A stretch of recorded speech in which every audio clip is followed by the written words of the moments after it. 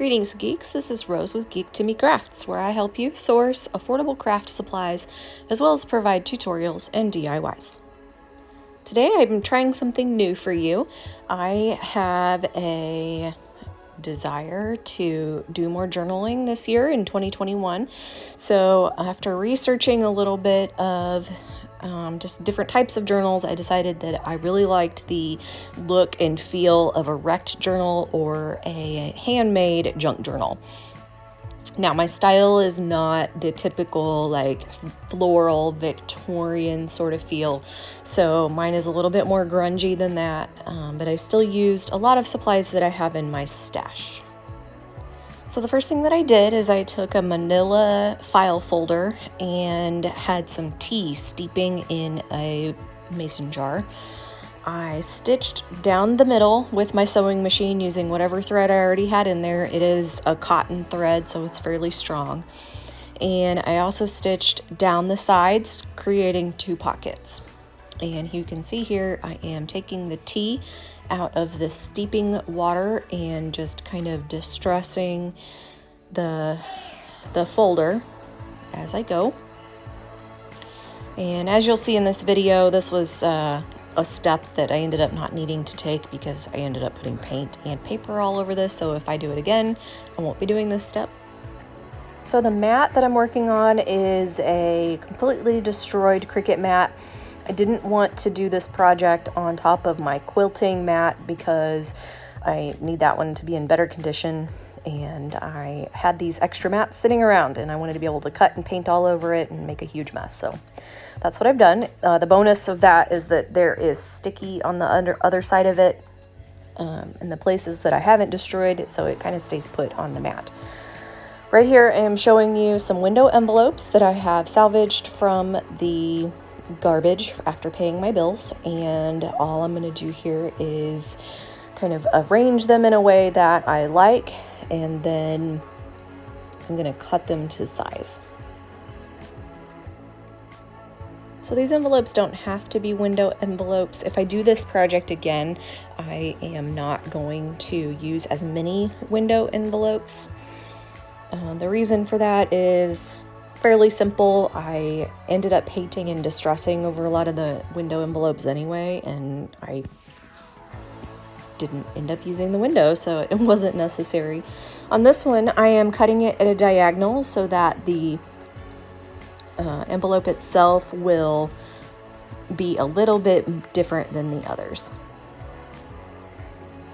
So I use a variety of materials when I am cutting with paper. I have a sharp X-Acto knife. I also have some sharp scissors, and I am using a Dollar Tree roller cutter that I picked up there for just $1, and it works pretty well on paper.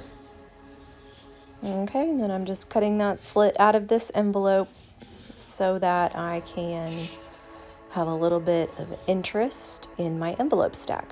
I am doing 3 on each side, so I'm just kind of piling the envelopes on top of each other to see what kind of interesting arrangement I can make. I like the top envelope to be the smallest, the medium-sized one in the middle, and then the largest in the back.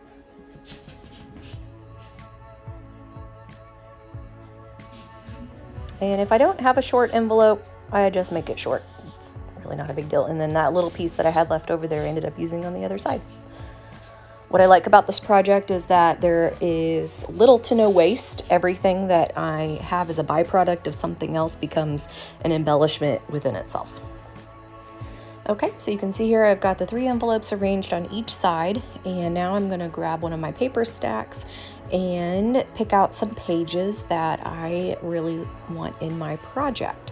I pick out one whole piece for the outside of this journal, and actually what I should talk about right now is that the journal itself could be a standalone piece, or if I wanted it to go inside of the hardcover of another book, thus making it a bigger journal, then this little piece that I'm making here would be called the signature. So I am compiling folios out of the envelopes, putting them inside of the signature, which is the manila folder that I've already stitched and painted, and then I am possibly going to make more signatures to put inside of a much thicker journal itself. So I'm just going through here and picking out the pages that I like to include and cut up for my junk journal. Okay, now that I've got my papers picked out, I am going to use this paint palette. If you watched my previous video where I did the paint by number, I will be using that same paint palette for this junk journal. One, because I already had it on hand, and two, because it is a really gorgeous palette. It's a lot of grays and a hint of navy and some pinks, like a salmon pink. It's just really, really pretty. So I'm just gonna take some paint brushes that I had on hand and I will be distressing the envelopes. So some of the principles of art that I'm using here are the numbers of threes. If I do things in groups of threes, it is a design element that creates balance. I am also using the idea of varying hues of paint so that the darker colors alternate with the lighter colors, and it adds interest when you are flipping through the journal, which make sure you stick around to the end of the video where I do a complete walkthrough of the completed signature / junk journal. If you are hearing children in the background, that's because I'm at home with my toddlers today and they don't understand the concept of a voiceover. So if you're hearing that in the background, I apologize. But yeah. Okay, so my envelopes, I'm going to be using browns and grays for these for the most part, just to create a solid base. And then after they are dried and assembled, I'll go through and embellish them. For the most part, all I'm doing is just trying to cover up any of the writing that's on the envelopes themselves and create some interest with varying colors. For this one, I am using the gray color, but I am watering it down with some of the tea water. So these paints are water-based acrylic, and you can water them down. They mix easily with each other. And then what's also nice about acrylics is that just like with watercolor, if you don't want as thick of a color in one area, you can just add a little water and thin it out. I am also okay with painting right on top of the window because it adds some distress on that as well. So here you can see how I already had some gray on this envelope, but I have gone back and added some brown to it. And that's because the back envelope and the top envelope needed to be of a similar color scheme, and the one in the middle needed to be different. And so I didn't realize that until I had it finished. So now I'm just going through and adding a little more of that bluish gray color to the edges of the brown, to add some antique and some interest. If I were to go back and do this project again, I would also paint the insides of the envelopes during this stage and the backs. Once I had it assembled, I realized what was going to show, and it was a little bit more challenging to get in there and finish up the distressing while it was already assembled into the signature. So now I'm just going to do the same thing with the other 3 envelopes. So this green envelope was not originally part of what I was going to put into this kit, but it matched a little bit. So what I've done here is I am going around the edges and distressing it some. I'm also using a little bit of a darker color with that navy, and it's going to be the middle envelope on this one side. So in some of the Facebook groups that I'm a part of, I sometimes see people say that they aren't crafty. And I guess what I think that means is that they see finished products and they're in awe of what was finished in the end, and they don't know how you got from nothing to the finished product. And I think along the way, people that are comfortable with creating objects have somewhat of a background to fall on. And so some of the things that I rely on when I'm creating things is my art background. I took 4 full years of advanced art in high school, as well as a lot of music classes and ELA classes. And so I really fall back on those design elements that I learned way back then. If you are interested in me doing a video on elements of design or the color wheel, color theory, please leave me a comment down below so that I will know that that is of interest and we will get that made. Okay, so I'm gonna go ahead and cut apart one of the sheets of cardstock that I took out of the pack, and I will be using some of these as ephemera, which are the inserts and cards and tucks that I'm gonna be putting inside of my junk journal. And I'm just gonna cut this up into its little pieces and add some embellishments as we go.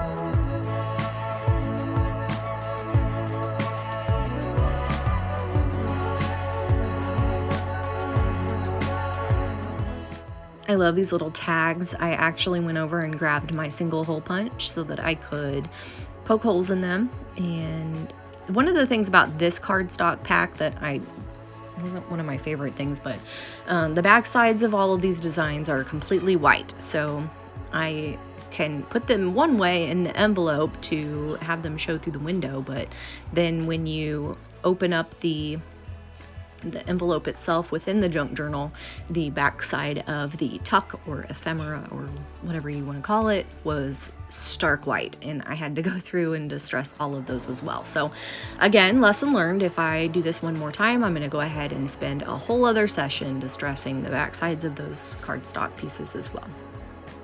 Speaking of back sides, I'm going to go ahead now and do the back sides of the envelopes.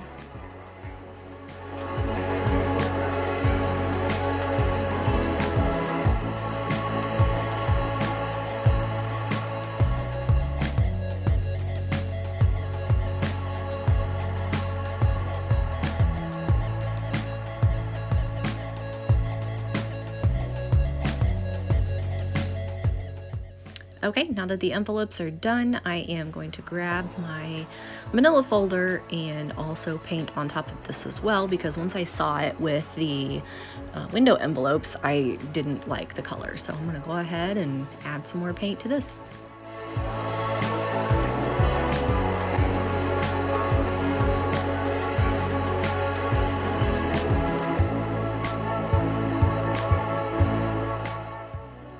What I ended up not needing to do is painting all the way down the middle or around like in the center sections of each side, because I wrapped it with more cardstock. So again, lesson learned. If I do this again, I will not be putting paint all the way around the middle, only in the places where I feel like the paper isn't going to cover. Okay, so I've turned the folder over, and this is the outside of the signature. This is where I will be putting the cardstock, and I am now realizing that the other side that I fully painted is the inside of the signature. So what I did know at this point was that I didn't have to paint the whole thing, because I knew I was going to use some Mod Podge and attach a cardstock piece over the outside. At this point, I also cut a piece of ribbon out of my fabric stash and included it underneath the cardstock so that it was secure in there. Once it was dry, I went over the edges of the journal with my sewing machine, and I added a decorative stitch all the way down the side of the journal.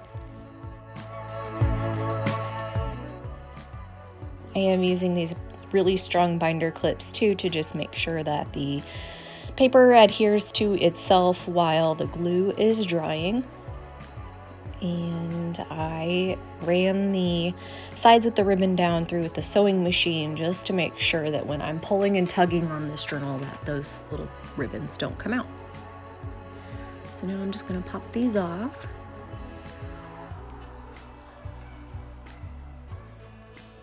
And right here, I am just kind of pulling out some things that I picked up at Dollar Tree. I got really excited about this.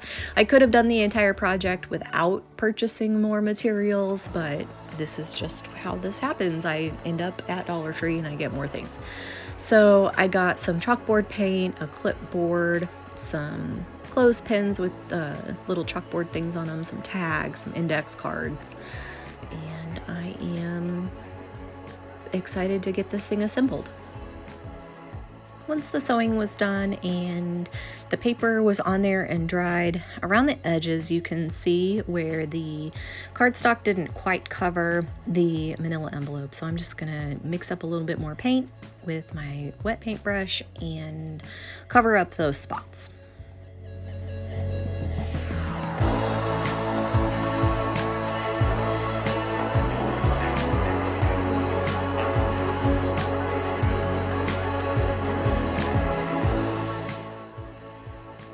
Okay, after doing all of that, I'm showing you a close-up here of the stitching that I put on the edges of the journal. I am using a light blue thread. Again, it was just what I already had in the machine, but now I'm going to go around the bottom sides here. Okay, so now I'm going to think about the layout of my envelopes, and a simple rule of thumb for this is that the smallest envelope gets glued down first. So I figure out the configuration of the envelopes now that they're dried. I put them in the order in which I want them, approximate where I want to glue down the smallest envelope because that one gets glued down first, and then I will just brush on some glue with the Mod Podge, and if I can, I'll get in there with a binder clip and just hold it on there until it's dry.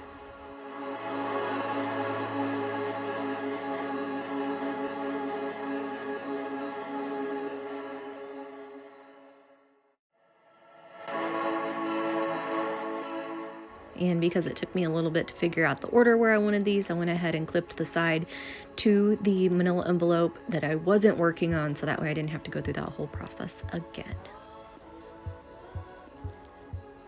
Okay, I kind of like how that looks, and you can see there how the envelopes alternate colors so that they really pop against each other. And I'm just gonna grab my Mod Podge. This is just the classic gloss, and I'm just gonna apply it to the back of the envelope first. The reason I'm doing that is because I don't want glue to be all up and down the inside of the folder, because if I clip it, then it could get glued to the envelope itself and it just becomes kind of a mess.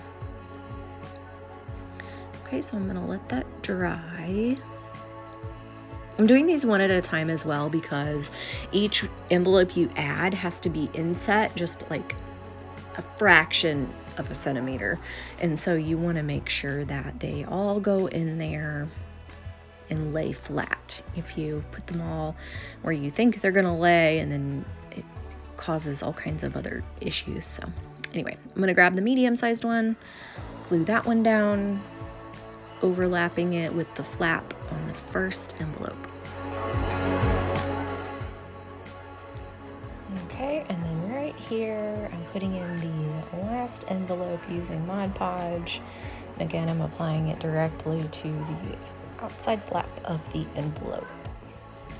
Also, I am using something stiff like a credit card or a hard piece of cardstock to, I guess it's chipboard, to flatten out the little lumps and bumps. I could never get them completely flat. That's kind of the part of the aesthetic, but I am squeezing out the excess glue using a flat piece of cardboard.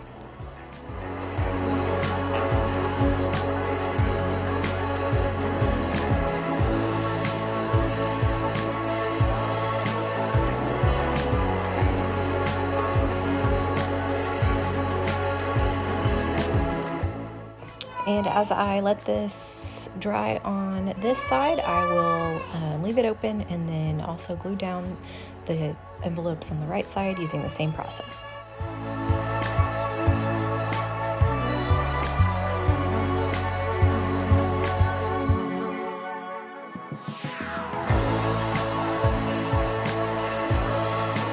Okay, so that part is done. Now you can see how I have already added in some of the text and embellishments in the inside of my journal. So now I'm just going to walk you through all of the envelopes and the pieces that I added in. All of these are either from cardstock pack, or I distressed them using my scissors or paints that I had on hand. So right here I've got the little envelope with a tag. I have the middle-sized envelope. I included another pocket on the front by just gluing 3 sides of the cardstock. It has a tag inside with some gauze tied on it. On the back side there are pockets and places for me to put in some little note cards. They're so cute. They're all just a little bit different.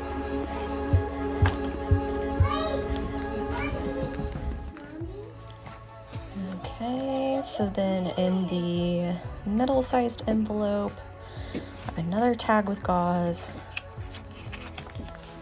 a bookmark, a couple more pieces of note paper. I have distressed all of these, either using my scissors again or some paint. If you haven't checked out the video yet where I got some of the supplies for this, make sure you do that. It's titled Scraps Haul. I'll link it down below. And then in the back envelope up here, the one that's cut at the angle, I got a couple more bookmarks. One has a grommet through it. I decorated the back side with some vellum and a slide projector slide. I found those at the scrap store as well. Very cool. And I got a place in here to write out what I'm thankful for. In this back pocket, I picked up one of these clipboards. It has cotton and magnolias on it, so I added some paper to it so that I could write down some notes or memory verses or whatever it is that comes to mind. Back here, I have a gold paper clip and another list. On the right side in the envelopes, I have another tag. I've got some list notes that I've distressed and placed in the first little tab. On the second one, I left it plain, but at the top I have a clip, I guess it's a clothespin with a chalkboard on it. Another tag. I have a couple of little notes in here. On this envelope, I added a glittery floral piece of paper that I had extra. It's not a pocket or anything. This one has an open window so that the things that slide inside of it, you can actually see. I also lined that envelope so that you don't see the inside of the envelope. There's a list pasted on the inside of the right side of that, and then inside of here I have an empty pocket, so I'm going to go ahead and stuff it with some more stuff. This is a little bit of a noisy piece, so I'm just going to end here. Thank you so much for watching. If you got value out of this, please like, comment, and subscribe.